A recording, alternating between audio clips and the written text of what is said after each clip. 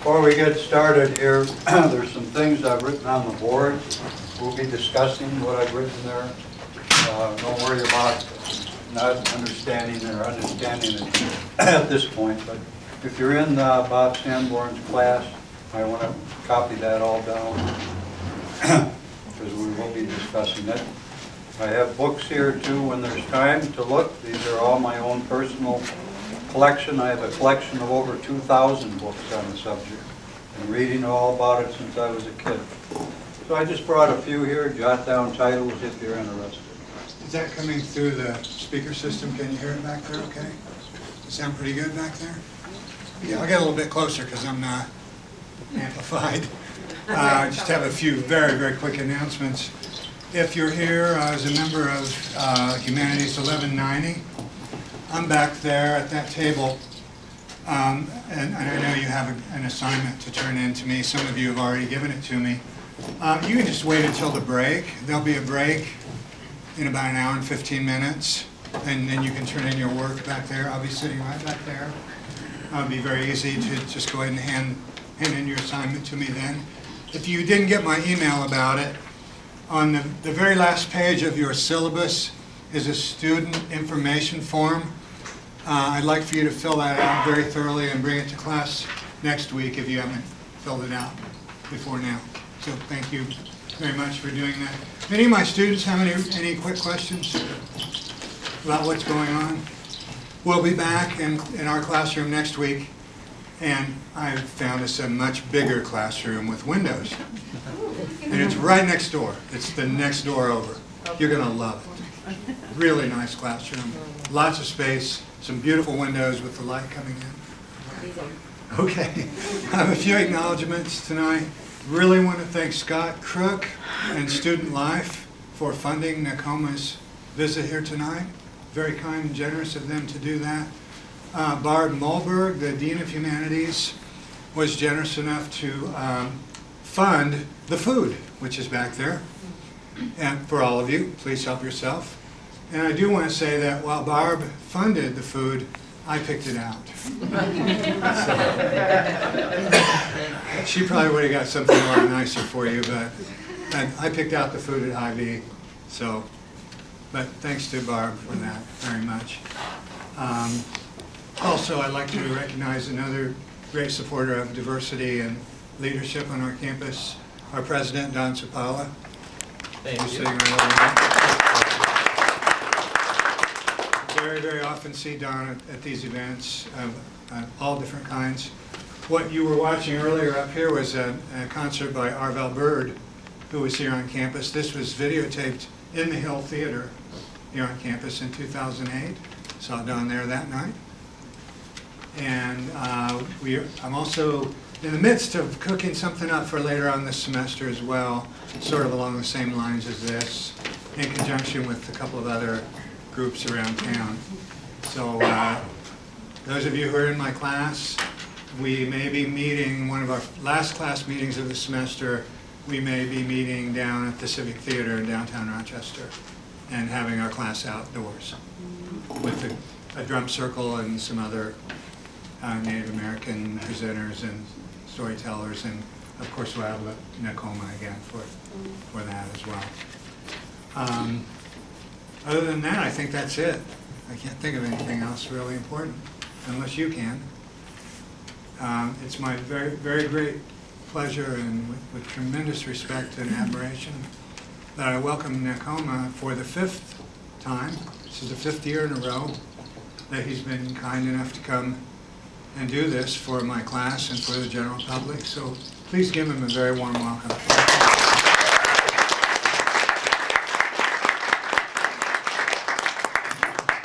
I have totally forgotten what I was going to say. Any questions? I've given a presentation similar to this ever since I was in high school in the 1950s. I've given over 3,600 of these presentations.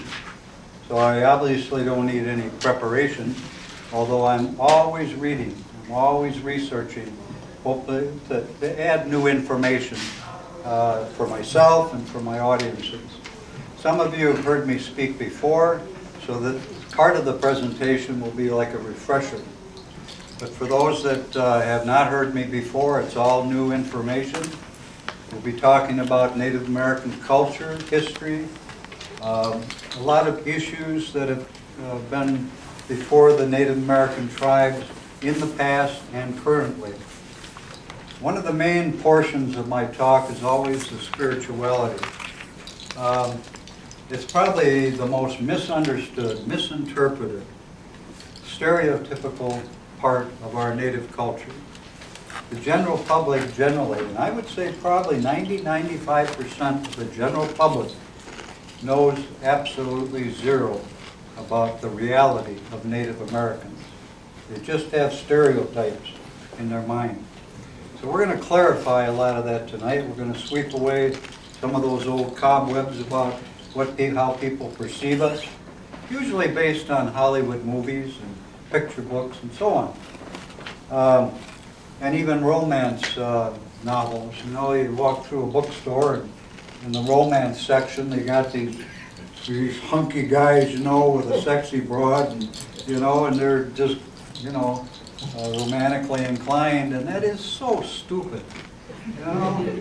That's maybe 1 in 1,000 of our guys looks like that, and they got to work at it. We're going to be talking about, how many here have ever been to a Native American powwow? Okay, maybe about 10 of you. My wife and I are in Native tribe powwows almost every weekend. We have a choice of half a dozen in the upper Midwest every weekend. Not to mention the dozens and dozens and dozens of powwows that are all over the country, all over the United States. A powwow is a gathering of the people to reunite with good old friends and to make new friends. Sure, there's a lot of serious stuff that can go on there, honorings, celebrations, honoring the veterans, the elders, special people that have done a lot for the community. They have giveaways, and I'll be explaining that in a little while. So there's a lot of serious things going on, but a big part of a powwow is it's fun. One of the stereotypes about Native Americans is that we stand like this and we're just sourpuss, That's what you see in the typical movies. I just saw a movie the other night with my wife, an old video, and that's the way it was. And we cut that movie to ribbons by the time it was over. All the stupid things that are on it. And of course, people don't understand that we have a tremendous sense of humor. I'm going to be pulling a few things on you tonight. That's what we do at powwows. I've been a master at ceremonies at powwows. And the MC has to have a lot of jokes, a lot of stories to tell, besides announcing the agenda of what's going to happen at the event. Because you're educating both the general public that's there, the non-Indians, and you're also educating a lot of our own people who don't understand the old traditions.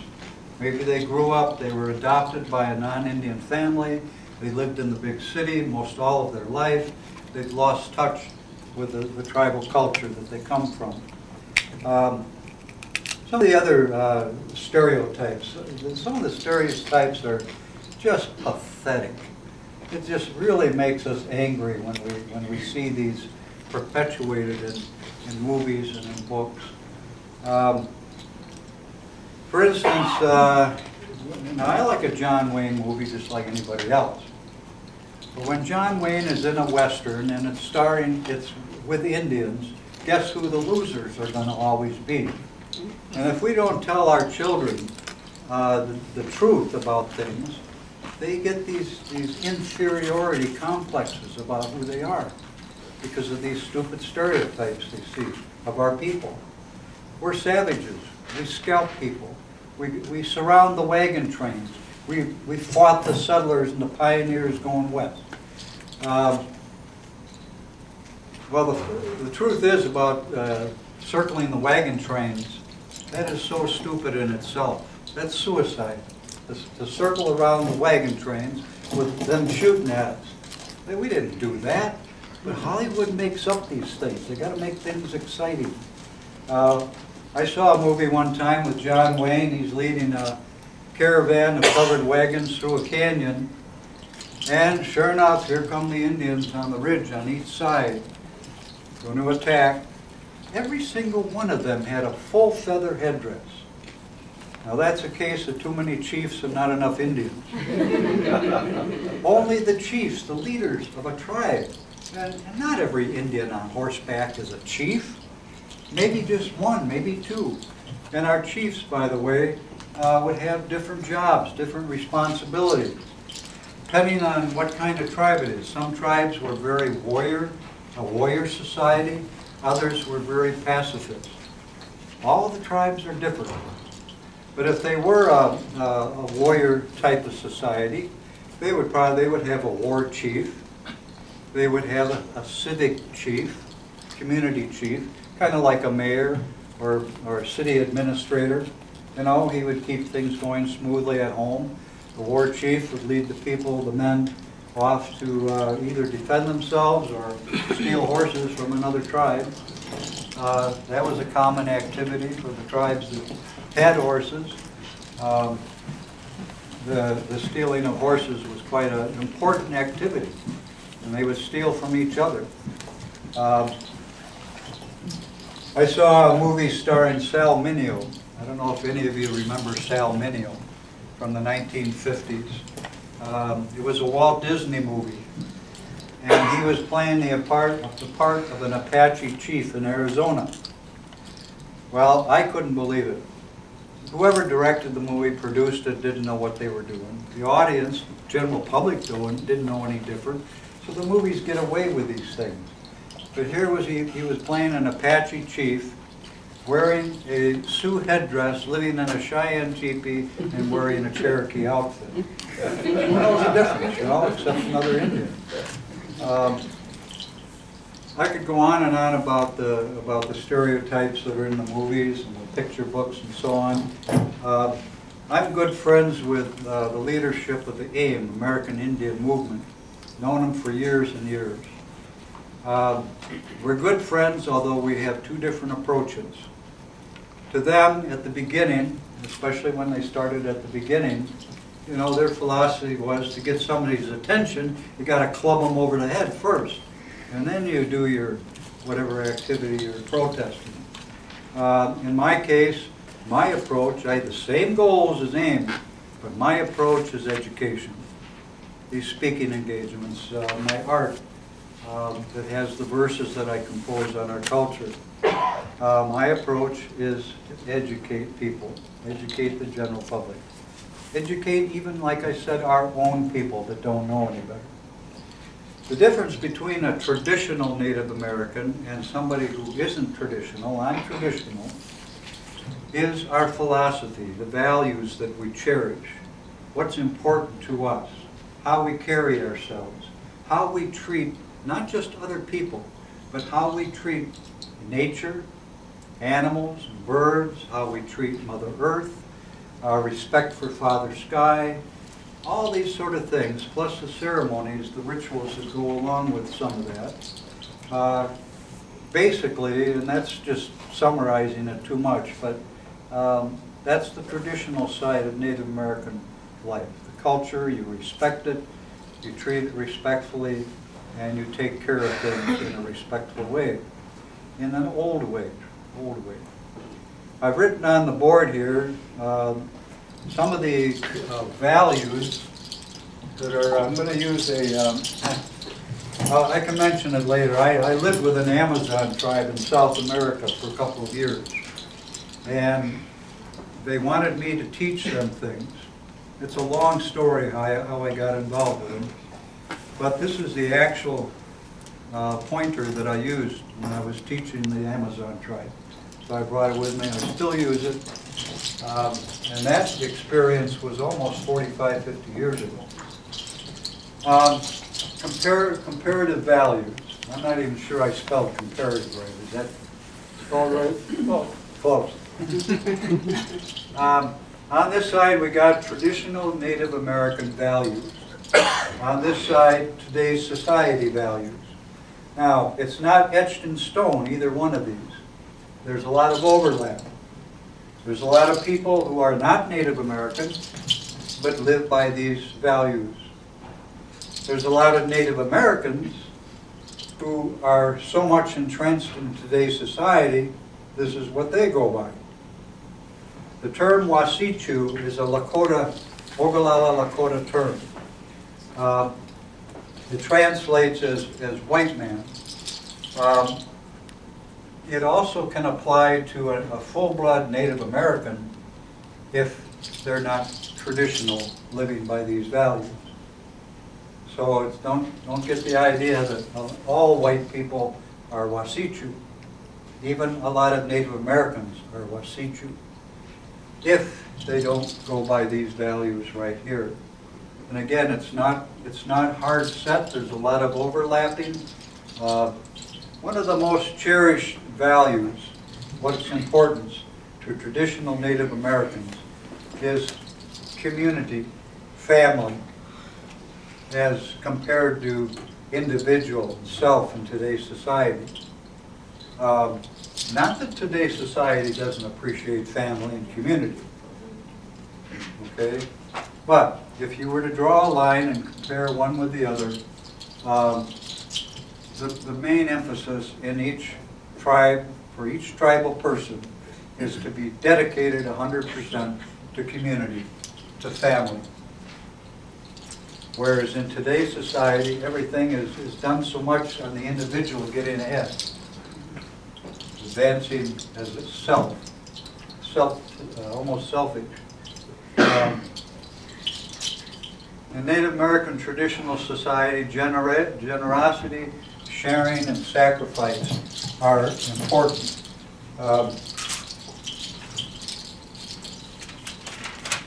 In the Native American traditional community, and compare this to today's society, in the Native American traditional community, the richest person is the poorest person.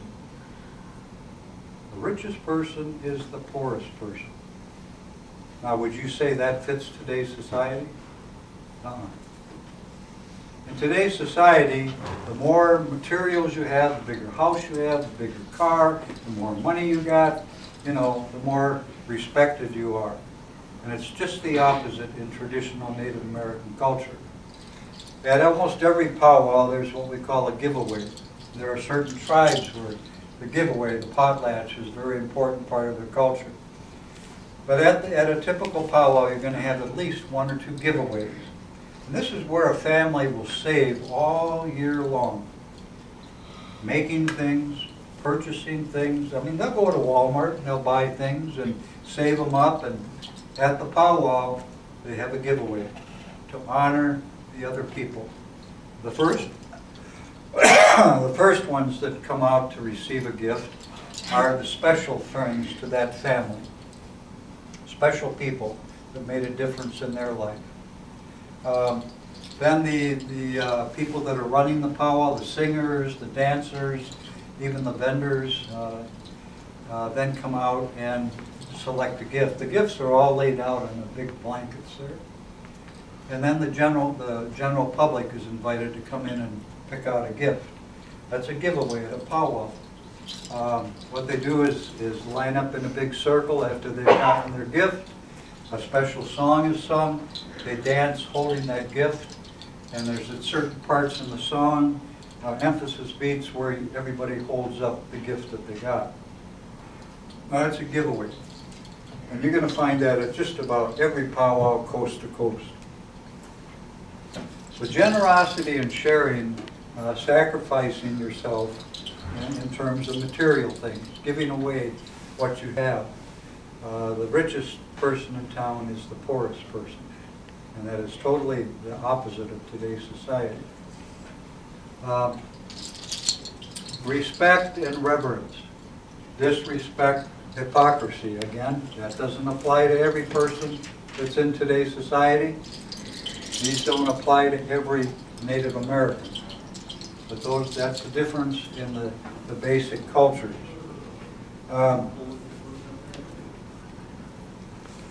Our elders, just for an example, care for elders, placed away. typically in today's society has to do with economics sometimes, or just not enough room in the house, but there's a great tendency to put the elderly away. Put them in nursing homes, you know, get them out of the house. Not that you don't love them, but there's a tendency to put them away, not staying in the household. Too much trouble to take care of them. You won't find that in Native American culture. The elders are not just extremely respected, but they are teachers. We learn our culture, hear their stories. They are the most important teachers of our children and grandchildren. So we don't, there's a stereotype too. I think it was in the movie, can't remember the title of it, years and years ago, when an elder person in a tribe was dying. And in the story, in this movie, the elder goes off to die in the woods somewhere, away from the family, away from the tribe. That will not happen in Native American culture. We take care of those elders. That's an important part of our philosophy, our way of dealing with things. We wouldn't think of sending them off in the woods to die by themselves. We take care of our elders. The tendency, not that all families in today's society don't believe in the same thing, but there is, as you know, a great tendency to ship them off. It might be just a couple blocks away from home, could be in another town, but that's the tendency nowadays. Honesty and integrity as compared to dishonesty and undependability. I'm going to cover tonight a little bit about the situation of treaties through the years. I can't go in a lot of detail, I don't have a lot of time. But I will be covering that a little bit. I have some booklets up here that talk about treaties, specifically in Minnesota and Wisconsin.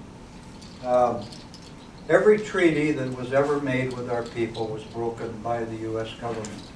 Every single treaty.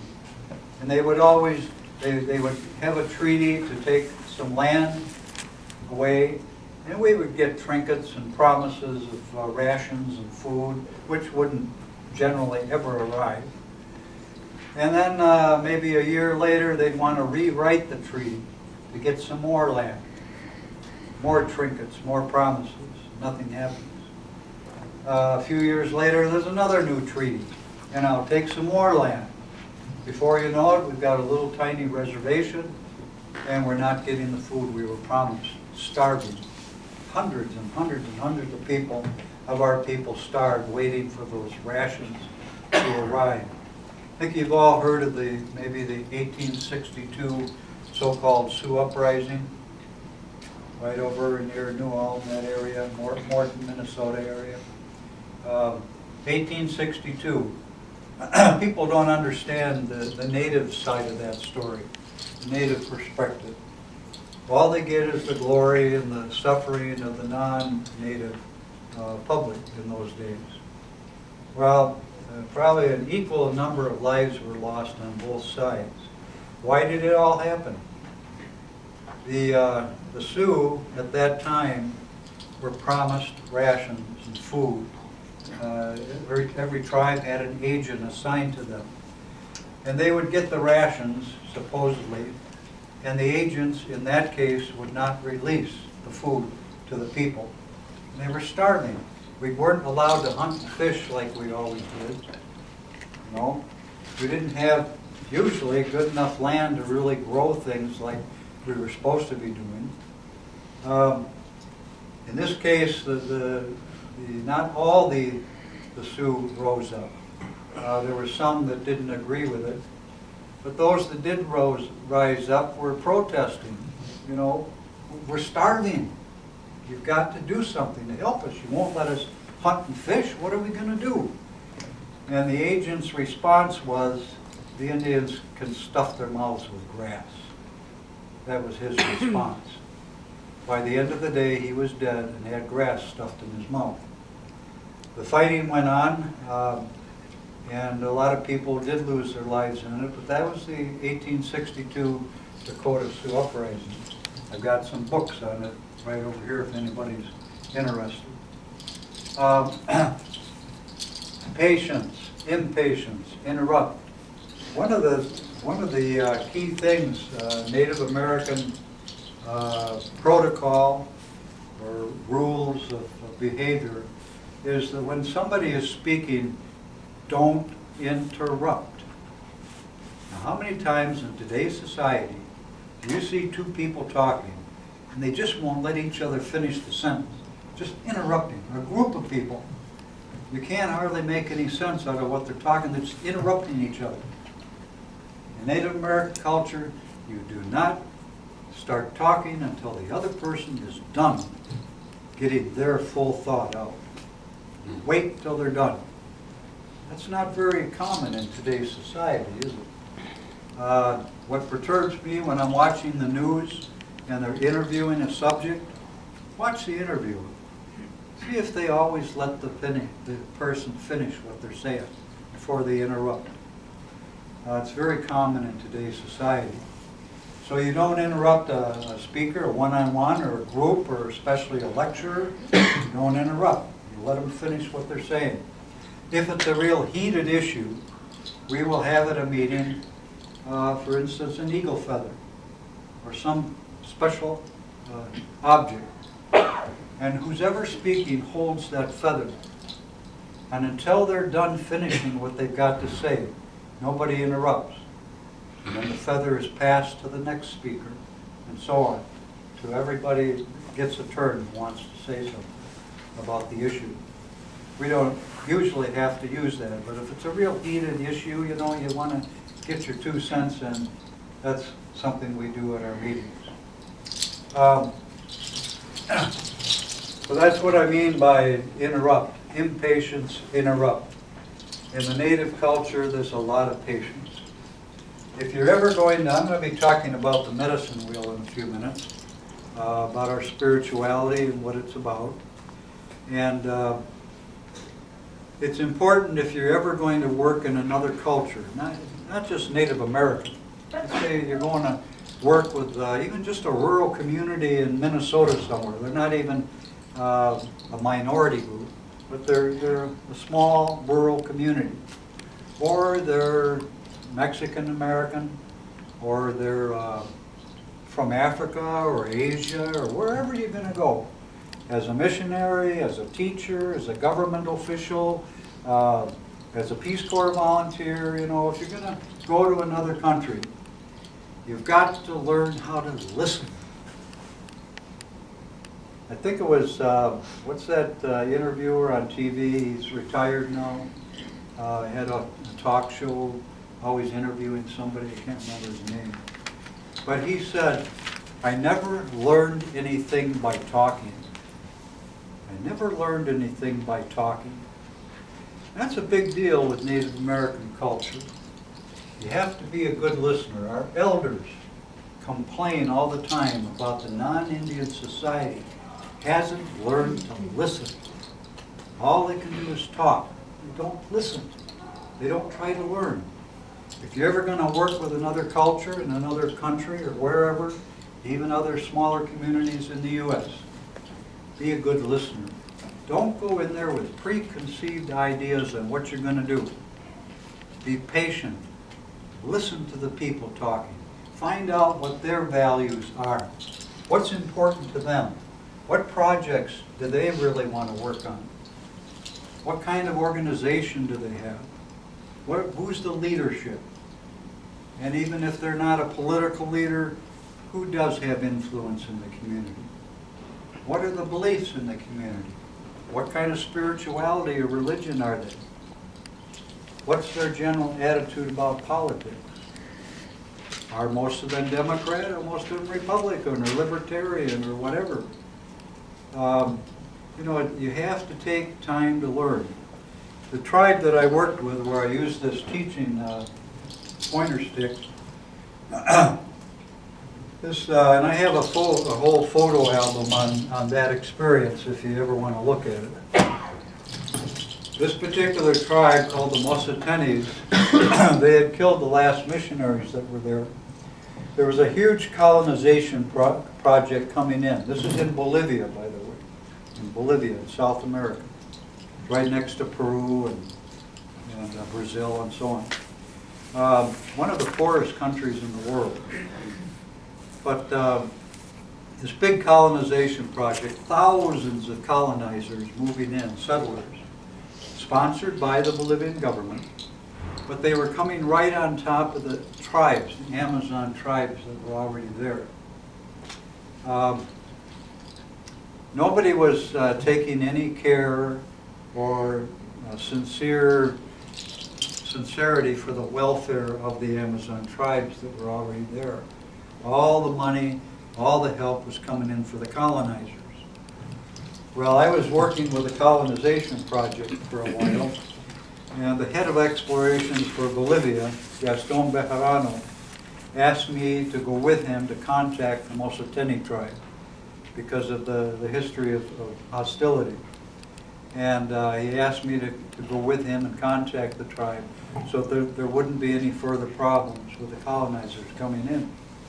So he and I went in a dugout canoe upriver, contacted the tribe, met with the cacique. They don't call them chiefs, they're cacique. Met with the cacique and his men. And by the time we left, we had really had a nice rapport, a good cooperative feeling between us. So Gaston and I went back to the colonization project, and every chance I had, and I'm really cutting this short, every chance I had, I went and visited the tribe. I started to learn their language. I listened to their stories. I ate their food. I drank with them. I hunted with them. I fished with them. Socialized with them. Just because I really was intrigued and interested and patient, listening to what their thoughts and culture were all about. Nobody had ever in their history taken the care to listen to them. Everybody was trying to tell them what to do. Again, making a long story short, eventually the tribe asked me to come and live and work with them, which I did for a couple of years. And that's really summarizing. It's in the book there, a lot of photos. This is what I used. The same tribe that had killed the last missionaries that were there, the first day I arrived to live with them at their invitation, the cacique and his men proudly escorted me across the village to the other side. Without me even suggesting it, they had built a schoolhouse for me to teach in. Never even suggested it. But because of that patience, that rapport, building up that rapport, of being a good listener, they respected that and said, this is a person we want to help teach our children. So that's how that all came about, and I was with them for a couple of years. So that's important, having patience. Of course, courage is important for all of our tribes, not just those that have warrior societies, but even a tribe that's pacifist doesn't hardly ever have conflict with other tribes. Very peaceful. You back them into a corner and they're going to fight viciously. You back a little tiny mouse into a corner and you see how he's going to act. That's the way we are. It could be very peaceful, but don't back us into a corner and try to step on us. One of the books I just got finished reading called Empire of the Summer Moon. It's about Quanah Parker and the Comanches in Texas, Oklahoma, and New Mexico area. Very good book, a lot of history. If you're interested in that type of thing, read this book. It's just fresh on the market, probably about the past 3 years. Okay, let's see. Did I miss anything here? Now, as I said, Wasichu is a term that could be applied primarily to people in this category if they follow life on this type of pathway. A full-blood Native American could also be Wasichu, depending how he or she treats others, treats the community and family. If they're selfish, greedy, they think only about themselves as an individual rather than the community. If they're not doing a thing to help the community, we'll be talking about that when I get to the medicine wheel. They could be Wasichu, even though they're full-blood Native. Depends. You know, it's what's in the heart that makes you who you are. Doesn't matter what kind of house you live on, what kind of a car you drive, where your kids go to school, what kind of clothes you wear. None of those things are important. It's what's in here that makes you who you are, how you treat others, how you treat yourself, of course, but also your family, your friends, your community, how you feel about your nation, how you feel about world issues. Somebody that's on this side, right here, if they hear about a disaster in some other part of the world, oh, what do I care? That's their problem. I haven't got time to even think about them. Somebody on this side would say, you know, I really can't do anything about it personally, but I care.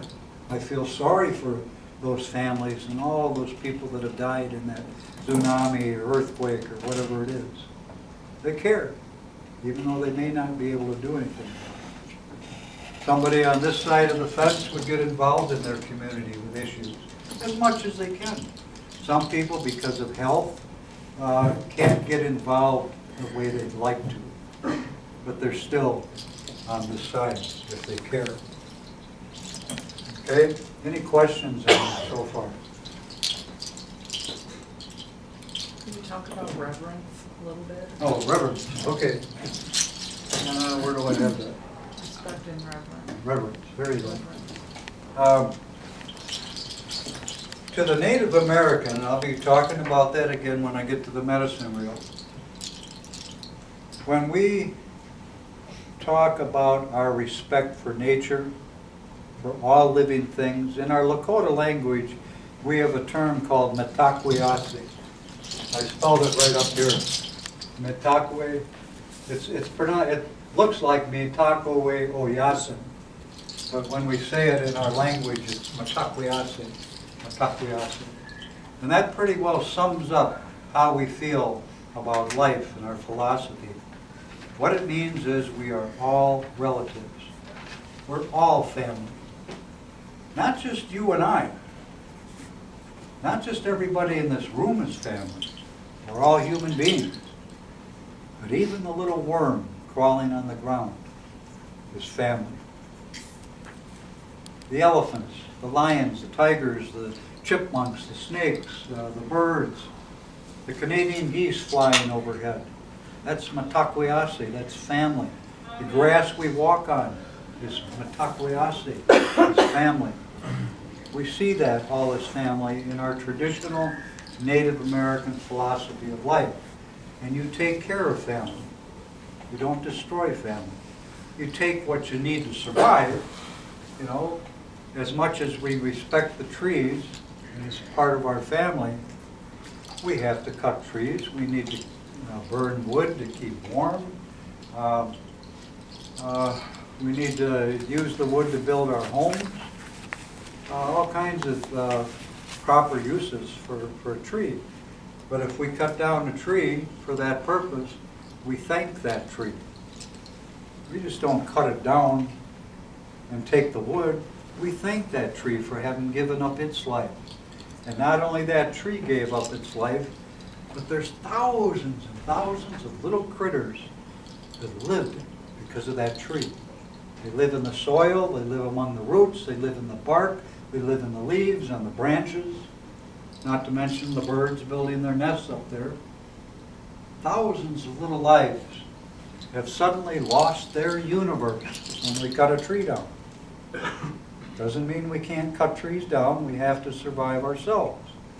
That's how we feel about killing an animal for food. That's our sustenance. But we give thanks for that creature, for giving up their life so that we can survive. And we don't hunt for sport. At least a traditional Native American doesn't hunt for sport. There's Native Americans on this side of the fence that could care less about the creature they just killed. You know, it was fun. They're Wasichu. It depends what your philosophy of life is. I don't know if that answers your question. It does, thank you very much. Okay. So Matakweyase, the Native American, now that's a Lakota Sioux term. Other tribes would have their own terminology related to that. But Matakweyase has become such an important summary of how tribes feel about things that a lot of other tribes are adopting that term. You go to almost any powwow we go to nowadays, and no matter what tribe is running the powwow, they're going to be using Matakweyase because it sums up so much, an important part of our philosophical, cultural outlook and our spirituality.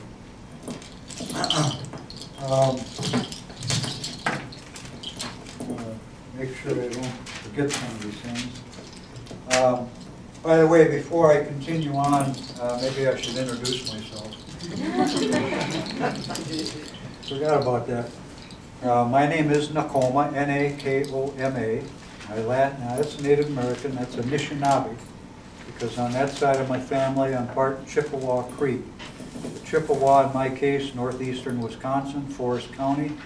The Cree, Missinaibi, Ontario, Canada, straight north of Sault Ste. Marie. I also have Scottish heritage on that side of the family, a little bit of English. On my dad's side, it was all German American.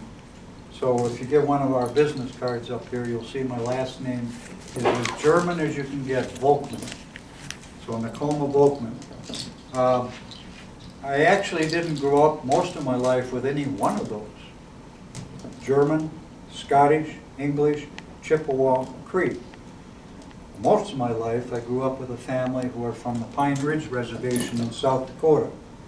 And they are Ogallala, Lakota, Dakota. And so that's more my cultural background, where I come from. That's Pine Ridge Reservation in South Dakota. My regalia that I'm wearing, we don't call it a costume. A costume to us is something you would dress up like at Halloween, pretending to be something else, whatever that be. We aren't pretending to be anybody but who we are, especially at a powwow dancing. So we don't call it a costume, we call it regalia, or a dress or outfit that's also used. My regalia reflects my culture. It reflects both the Chippewa, the Cree, and the Ogallala Lakota Dakota, the Sioux people. My moccasins, however, come from the Cheyenne tribe, fully beaded. How come? Here I am, Chippewa and Cree. Grew up a lot of my life with a family that are Ogallala Lakota Dakota Sioux. How come he's wearing Cheyenne moccasins? Well, that's because the Cheyenne were a special Matakweyase to our Lakota people. They were allies, precious friends. And so I wear Cheyenne beaded moccasins in tribute to the Cheyenne being part of our special Matakweyase. I also have a breastplate here made out of bone. I made this when I was in high school, 1950s. This is actually a Crow tribe design from Montana. The Crows were enemies, bitter enemies of the Lakota people. Well, here he is, Chippewa Cree, grew up Lakota Sioux, wearing Cheyenne moccasins, and he's got a Crow breastplate on. Why is that? Frank Nose's gun was also adopted by this family. He was full-blood Crow Indian from Montana, Crow Agency. And so I made this back in high school days in tribute to Frank Nose's gun, being a brother in our family. So that's why I have a Crow breastplate. This apron that I'm wearing, breechcloth, this is over 150 years old. This was beaded by my family back in the fur trapping days. The voyagers and the mountain men. Fully beaded. The red trade cloth on here, you can see a little bit of it, is the actual red trade cloth from back in the 1830s, 1840s. So I've always, there's an actual photo of me in the Sundance at Pine Ridge in South Dakota back in 1961 wearing the same apron. Okay, these little guys hanging down on each side are part of the ermine family, the weasel family. In the summertime, they turn brown. They actually turn brown. This is their winter coat.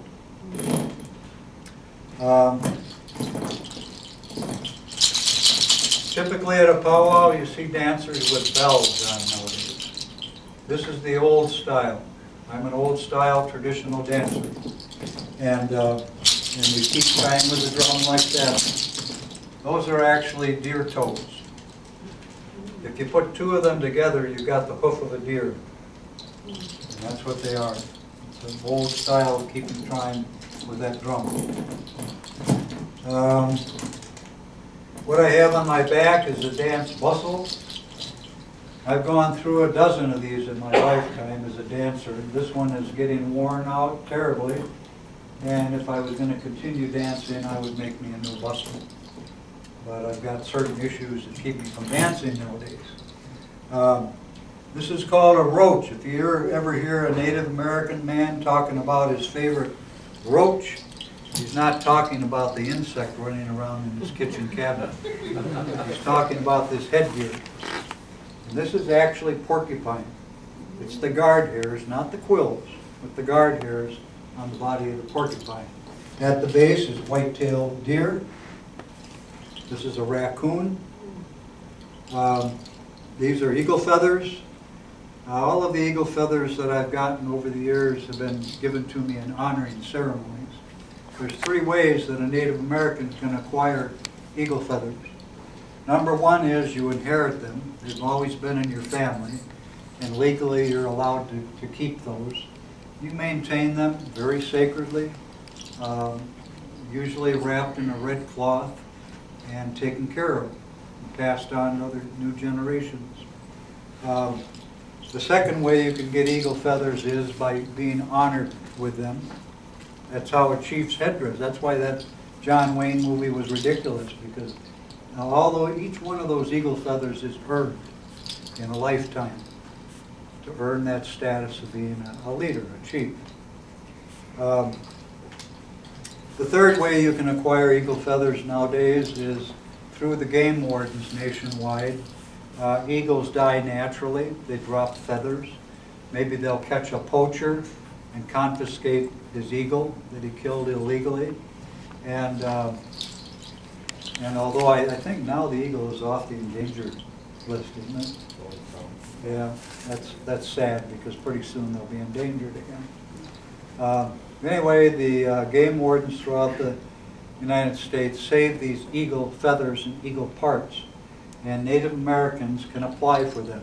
It's like applying for a college scholarship.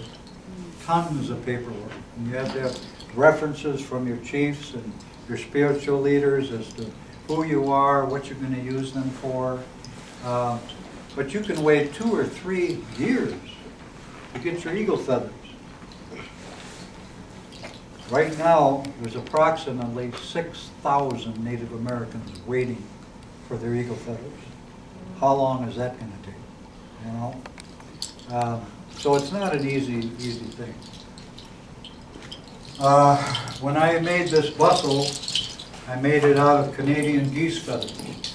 So one time I was at a powwow. Leonard Brown Eyes was a famous fancy dancer many years ago. He was from Pine Ridge. And I was wearing my outfit with my Canadian geese feather bustle. And he came up and he tapped me on the shoulder and he said, "Nakoma, you saved an eagle," you know, because I had Canadian geese feathers. This is my fan that I carry. Got part of a deer antler on here, nicely beaded. And these are Canadian geese feathers. And there's a lot of wind. I was head dancer, honored to be head dancer at a Sioux powwow many years ago. And Val Bartlett, who was one of our original founders of the Native Center, was honored as the lady head dancer. So she and I were the head dancers for the powwow. As a head dancer, you have to know the songs, you have to know all the dances, because you are the leaders.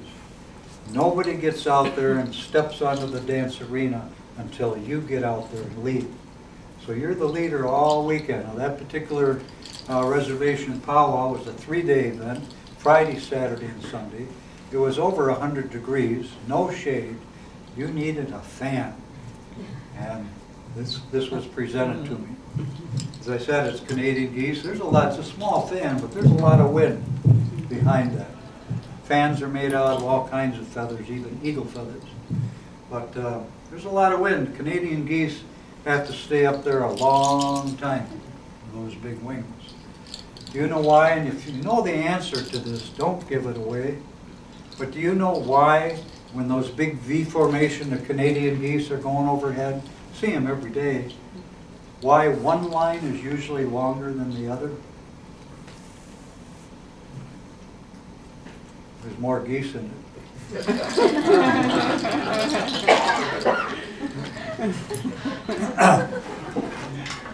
I want to, by the way, introduce my wife, Katie. You want to stand up?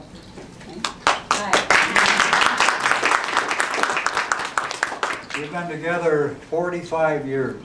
Wow. 45 years. Did you hear about the couple that was celebrating their 50th wedding anniversary? They were both 70 years old. You got to remember that. They were both 70 and celebrating their 50th wedding anniversary. And all of a sudden a genie appears. And she says, "You guys have been so loyal and dedicated all these years. I want to give you each a special wish. We'll start out with a lady. What is your fondest wish?" The lady thought for a second. She said, "You know, I would just love to travel the world and see exotic places and have fun," and wham! All the tickets for travel were in her hand. "Okay, sir, now it's your turn. What's your fondest wish?" He said, "You know, I would like to have a woman 30 years younger than me." And whoom, he was 100 years old.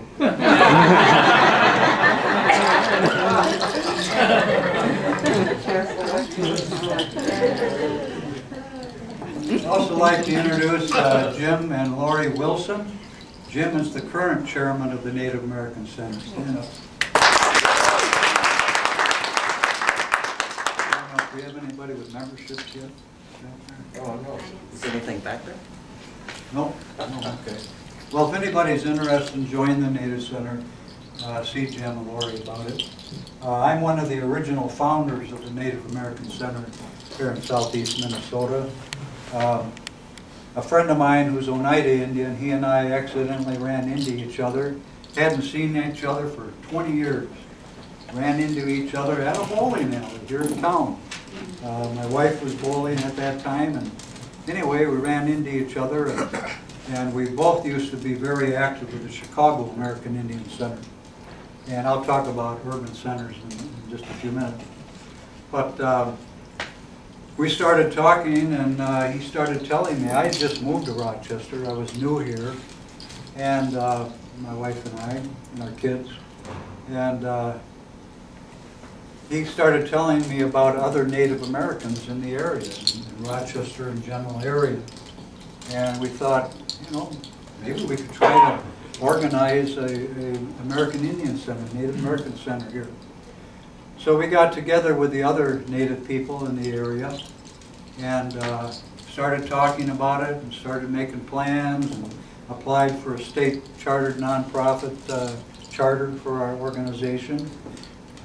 Elected a board of directors, started talking about ideas and our purpose. One of our main purposes for getting organized in the first place is that all of us were just sick and tired of the stupid stereotypes about our people. And we wanted to do something about it. So we organized what was called the Bear Creek Singers and Dancers.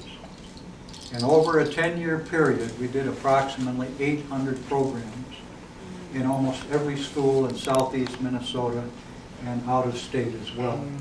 We even went to Missouri one time to give educational programs. Bear Creek Singers and Dancers. And so anyway, and I was usually the spokesperson at all the performances.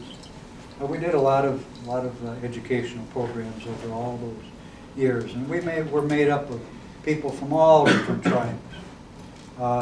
Jim's heritage is Osage, originally from Oklahoma, and we had in the original founders we had Blackfeet, we had Chiricahua Apache, we had Cherokee, we had Sioux, Chippewa, also known as Ojibwa, we had Menominee, we had Winnebago, also known as Ho-Chunk, we had Yaqui, anyway, well, quite a few others anyway. And we were very active. We stayed together so well because we had that same goal. We were tired of the stereotypes, let's do something about it. And so we stuck together despite our tribal differences. Tribes are very different from each other. People have a stereotype that we all lived in teepees and we all could ride horseback. Some tribes didn't have horses. Most tribes didn't live in teepees. Every tribe speaks their own language. People will walk up to us and they'll say, "Do you speak American Indian?" Well, that's like asking a Frenchman, an Italian, or a Spaniard if they speak European. Do you speak European? Stupid question.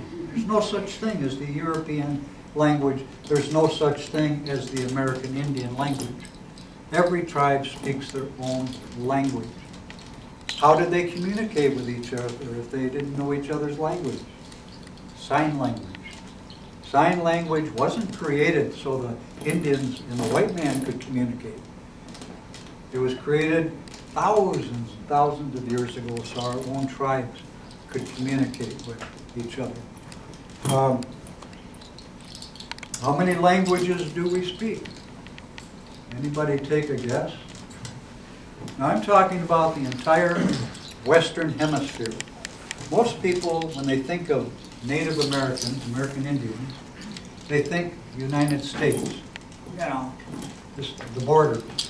South of the border, they're Mexican. North of the border, they're Canadian.